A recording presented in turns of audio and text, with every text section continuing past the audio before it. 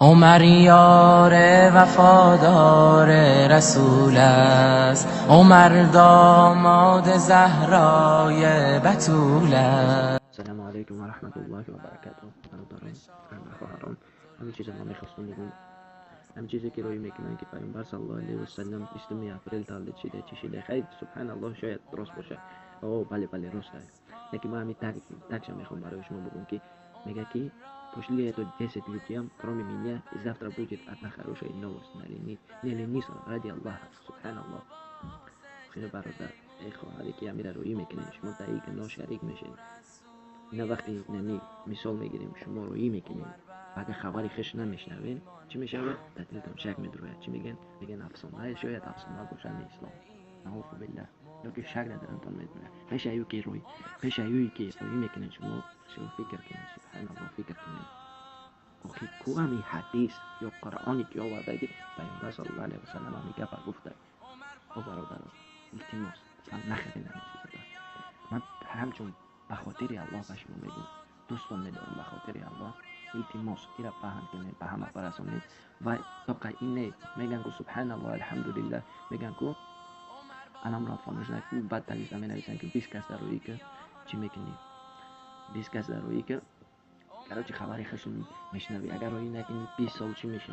سبحان الله دروغه اینا دشمنای اسلام میکنن برای شما را از دین خارج کردن، شما را از مسلمانی یعنی دور کننده از اسلام دورتون کنن. تا یک گپ کفر میگوی وقتی کمی نمیشه و سعی روی میکنی در کسی نمیشه بعد میگوی ای الله بده یک گپ کفر میزنی از اسلام خارج میشه، تو از مسلمانی پول میبرد.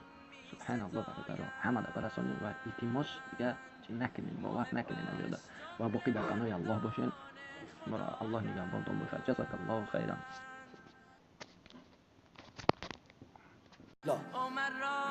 کل نعمتهای الله بسیار نعمتهای بزرگ است. از نعمت هدایت واری نعمت واقعا دیگه پیدا نمیشه.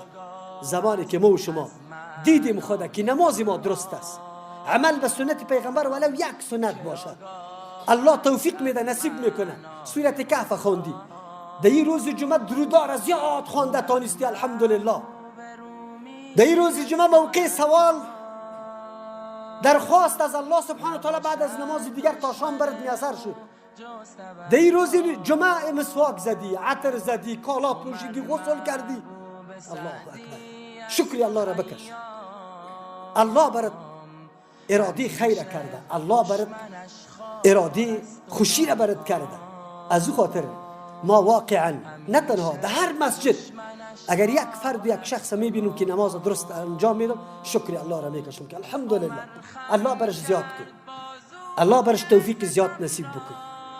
در مسجد خود اگر همی قسم میبینیم دی شکی نیست که انسان کلان میشه، دیگه قلب انسان خوشحال میشه، چشم انسان سرد میشه. الحمدلله دی دور پر فتنه، دی دیاری که ما از رسول الله صلی الله علیه و سلم خیلی فاصله داریم، از علم رسول الله صلی الله علیه و سلم خیلی فاصله ها داریم. ولی بازم یک بچه که او مدرسه نخونده لیکن اینجا از کجا در موتورسیکل و در بایسیکل در جماعت میره، از کجا حرکت میکنه، قلب انسان برش دعا میخواه. قلب انسان کوشش بکنیم ببینیم اولاد خدا، برادر خدا، همسایه خدا چه قسم